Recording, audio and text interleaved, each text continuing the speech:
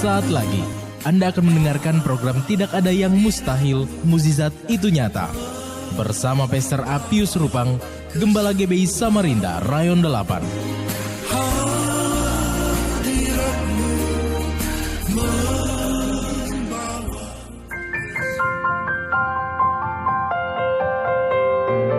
Shalom para pendengar yang dikasihi Tuhan Yesus. Mari kita buka kitab kita di dalam Ibrani pasal 2 ayat 1-4. Firman Tuhan berkata, karena itu harus lebih teliti kita memperhatikan apa yang telah kita dengar supaya kita jangan hanyut di bawah arus. Sebab kalau firman yang dikatakan dengan perantara malaikat-malaikatnya tetap berlaku, dan setiap pelanggaran dan ketidaktaatan mendapat balasannya setimpal, bagaimanakah kita akan luput jikalau kita menyia-nyiakan keselamatan yang sebesar itu, yang mula-mula diberitakan oleh Tuhan dan oleh mereka yang telah mendengarnya kepada kita dengan cara yang dapat dipercayai, sedangkan Allah meneguhkan kesaksian mereka oleh tanda-tanda dan mujizat-mujizat dan oleh berbagai-bagai penyataan kekuasaan dan karunia Roh Kudus yang dibagi-bagikannya menurut kehendaknya. Saudaraku yang dikasihi Tuhan Yesus, ada kata arus yang ditulis oleh kitab Ibrani. Saudaraku, arus yang membawa hanyut. Saudara, kitab Ibrani ini menggambarkan dunia dan keinginannya. Itu seperti arus yang kuat, saudara. Arus yang kuat yang dapat menghanyutkan, bahkan terlebih lagi, saudaraku, ajaran-ajaran dunia dan filsafat-filsafat kosong yang sangat berbahaya, saudaraku. Itu digambarkan juga seperti arus yang kuat yang dapat menghanyutkan seseorang, sehingga orang tersebut itu bisa semakin menjauh dari Tuhan. Saudaraku yang dikasihi Tuhan, suatu ilustrasi cerita. Suatu hari, saudaraku, ada binatang kecil. Binatang ini binatang yang cerdik, saudaraku. Ketika itu binatang ini kancil sedang berada di pinggiran sungai. Lalu tiba-tiba, saudara, ada seekor harimau mendekat dan mencoba memangsa si kancil itu. Lalu kemudian si kancil itu pun sentak berkata, "Tunggu dulu, jangan makan saya," kata kancil. Kancil berkata begini, "Kalau mau makan yang lebih banyak, dagingnya lebih enak dari saya akan beritahukan tempatnya." Lalu harimau itu berkata, "Di mana?" Lalu kemudian kancil itu menunjuk, "Ada di seberang sungai itu. Kamu hanya perlu menyeberang." Nah, saudaraku, apa yang terjadi? Lalu harimau itu pun masuk ke dalam sungai dan ia mulai berjalan ke tengah-tengah sungai. Ketika arus deras makin terasa, saudara, harimau itu berkata, "Kancil, arusnya deras sekali. Saya tidak bisa melanjutkan." Lalu apa kata kancil, saudara? "Terus berjalan, seberangi, karena banyak makanan di sana yang sangat enak, lebih enak dari daging saya." Lalu saudaraku, apa yang terjadi, saudaraku, dari cerita ini, saudara? Semakin harimau itu semakin ke tengah, arus sungai, arus semakin kuat, saudaraku. Dan akhirnya apa yang terjadi, saudara? Harimau itu pun terseret arus yang kuat dan mati, saudaraku, karena benturan batu-batu yang ada di sana, saudara. Nah, kita lihat dari cerita ini, saudaraku, bagaimana caranya supaya kita jangan terhanyut. Saudara, bagaimana caranya supaya kita jangan terhanyut? Caranya, saudara, dengan gampang sekali, jangan masuk ke dalam, saudara. Kita lihat harimau ini masuk ke dalam, dia terseret. Saudara, jangan masuk ke dalam arus. Ketika kita masuk ke dalam, saudara, arus itu akan menghanyutkan kita, dan kita pun akan mengalami kebinasaan, saudara. Saudaraku yang dikasihi Tuhan, kitab Ibrani juga mengajarkan janganlah kita menyia-nyiakan keselamatan yang besar yang sudah Tuhan berikan kepada kita. Dengan cara apa kita menyia-nyiakan, saudara? Dengan cara hidup dengan tidak taat kepada firman Allah, hidup yang tidak menjadi pelaku-pelaku firman Tuhan. Nah, saudaraku, mengapa ada orang yang hidupnya tidak menjadi pelaku-pelaku firman Tuhan? Jawabannya karena mereka sudah terhanyut, saudaraku. Mereka terhanyut dengan pola cara hidup dunia, terhanyut dengan filsafat-filsafat kosong, dan terhanyut dengan perbuatan-perbuatan dosa, saudaraku. Nah, saudaraku dikasihi Tuhan, arus di dalam kitab Ibrani ini menggunakan kata kerja dalam bahasa Yunaninya, yaitu parero, saudara. Parereo, saudara.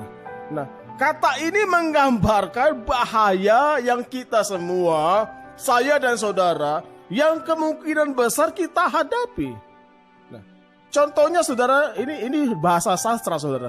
Bahasa sastra dari Yunani, bahasa sastra Yunani, parareo, saudara, ya, menggambarkan suatu kejadian. Ya. Kejadian contohnya begini, saudara. Pecahan makanan tiba-tiba tertelan, atau tulang ikan yang tiba-tiba tertelan lalu kemudian menyumbat tenggorokan, saudara. Tiba-tiba. Lalu kemudian contohnya juga kita melepaskan cincin, tiba-tiba jatuh dari jari kita, lalu masuk jurang. Nah, saudara, apakah mungkin kita harus masuk ke dalam? Nah, perhatikan saudaraku dikasih Tuhan. Gambaran ini menjelaskan awalnya bahaya itu tidak terasa.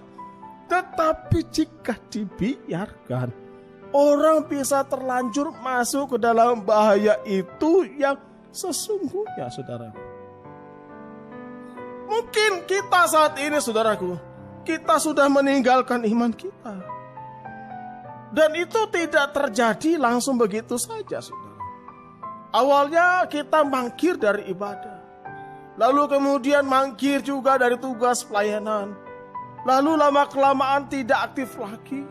Dan merembet kehidupan yang tidak suka berdoa. Dan mulai masuk lagi tidak suka lagi dengan firman Tuhan. Lalu kemudian apa, saudaraku? Tidak suka lagi dengan hal-hal yang rohani. Dan ini menjadi masalah yang serius dan sangat berbahaya, saudara. Berbahaya sekali, seperti arus yang sudah terbawa arus. Dan saudaraku, bila tidak keluar dari arus itu, maka kebinasaan akan terjadi. Saudaraku, ini kasih Tuhan. Tuhan mau kita selalu berada di dalam rencananya. Apa rencana Tuhan, saudaraku? Perhatikan, rencana Tuhan. Tuhan mau saya dan saudara, kita semua diselamatkan. Saudaraku, Tuhan mau menyelamatkan kita semua dari arus dunia ini yang membinasakan setiap manusia. Saudaraku dikasih Tuhan, berapa banyak orang yang hanyut terbawa arus dengan kehidupan dosa. Mereka berteriak. Di dalam hati mereka menangis, ingin keluar dari arus kehidupan dosa. Saudaraku, siapakah yang dapat menyelamatkan kita, saudara? Saudaraku dikasih Tuhan Yesus. Dengar, Yesus datang. Ia mengulurkan tangan kepada kita. Tangan yang berlubang. Bekas paku penderitaan menunjukkan kepada kita. Ia rela. Tuhan rela sampai babak belur. Hanya untuk mengulurkan tangannya kepada kita. Supaya kita semua, saya dan saudara, ditarik keluar dari arus dunia yang mematikan. Saudaraku, Tuhan mau kita semua diselamatkan, saudara. Pada hari ini adakah tanganmu terangkat kepada Tuhan? Adakah tanganmu terangkat kepada Tuhan? Engkau pada pendengar hari ini, adakah tanganmu terangkat kepada Tuhan dan berkata, Tuhan, ini tanganku. Tuhan, pegang aku. Tuhan, selamatkan aku. Tuhan, tarik aku dari arus dunia yang membinasakan aku. Saudaraku yang dikasihi Tuhan, hari ini dengar, nyata keselamatan terjadi atas kita semua. Mari buka hatimu.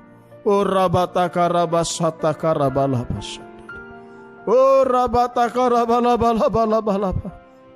Tuhan, tolong kami. Tuhan, ini tangan kami. Tuhan, kami memanggil Engkau. Yesus Juru Selamat Tuhan kami. Ini tangan kami. Ulurkan tangan-Mu, tolong kami Tuhan.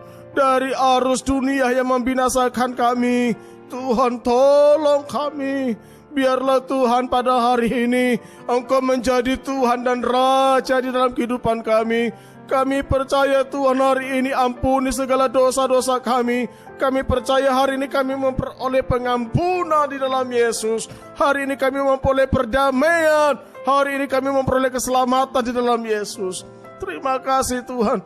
Kami percaya hari ini Tuhan, kami sudah diselamatkan dari arus dunia yang membinasakan kami. Kami percaya mujizat terjadi di tengah-tengah kami. Keselamatan sudah terjadi, pemulihan sudah terjadi, kesembuhan sudah terjadi. Haleluya, haleluya, amin.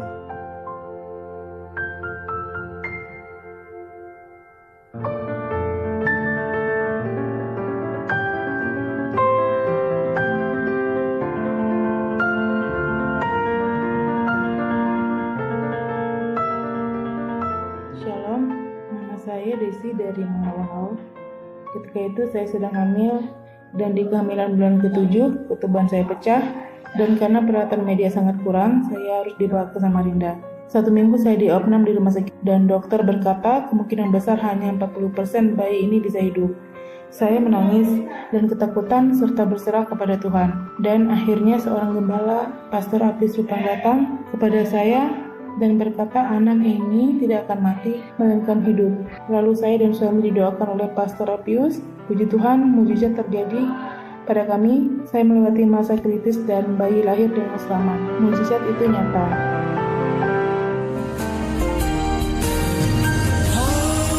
Anda sudah mendengarkan siaran Tidak Ada Yang Mustahil, Mujizat Itu Nyata bersama Pastor Apius Rupang, GBI Samarinda Rayon 8. Informasi ibadah raya GBI Samarinda Rayon 8 dilaksanakan setiap hari Minggu jam 10 pagi bertempat di Hotel Haris, lantai 3, Jalan Sungai Kunjang, samping Jembatan Mahakam. Untuk wilayah Balikpapan, Anda juga dilayani oleh Pastor Apius Rupang. Ibadah dilaksanakan setiap hari Minggu dalam HM Ministry Balikpapan. Jam 7 malam bertempat Menara Bahtera Hotel, lantai 1 Commercial Room, Jalan Jenderal Sudirman, nomor 2 Balikpapan. Bagi Anda yang ingin didoakan atau sharing tentang pergumulan Anda, dapat menghubungi kami di 0812 62 15 55 18 atau WhatsApp kami di 0812 62 15 55 18. Tuhan Yesus memberkati.